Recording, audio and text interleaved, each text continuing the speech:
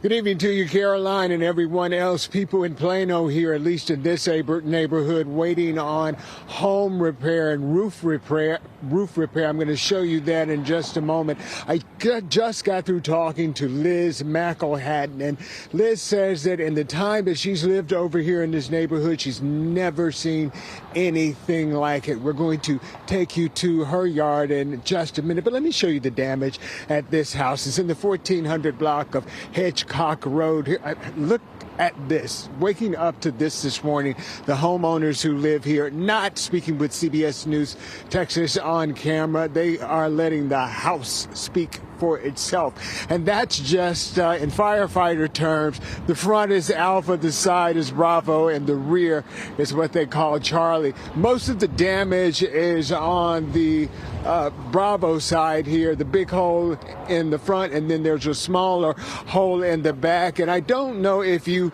have heard about the damage that happened over at Plano West Senior High School. I have some video of that I'd like to show to you if you'd like to look at it. So, yeah, that school experiencing some damage this morning. According to school officials, that is the gym. It was not enough to close school down as a whole. Students still going to school. The athletes, though, they had to make some adjustments. Now to Liz McElhatton's yard. Liz tells us that she was up early this morning with the dogs, and that's when the storm set in. What you're seeing is Daniel and Furman should be out there taking the trees and the limbs that fell after the storm. Liz says she heard that storm and she made a run for the restroom. I've lived here for 30 years. It was the most intense I'd ever heard. Like, on a scale of 1 to 10, I would say it was like a 9.5.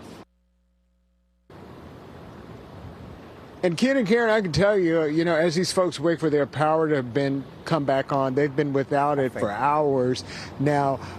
Since we've been over here, I can tell you it's sunny now, but it has been really windy. At one point, the sky looked really crazy. I had to get out and investigate myself, but things are looking pretty normal at this point as folks try to get their lives back on track. In Plano, Marvin Hurst, CBS News, Texas. Good to hear, Marvin, that things are getting better, because those crazy skies you're talking about, I mean, really, we could all see it across North Texas. Definitely. Appreciate that. Thanks, Marvin.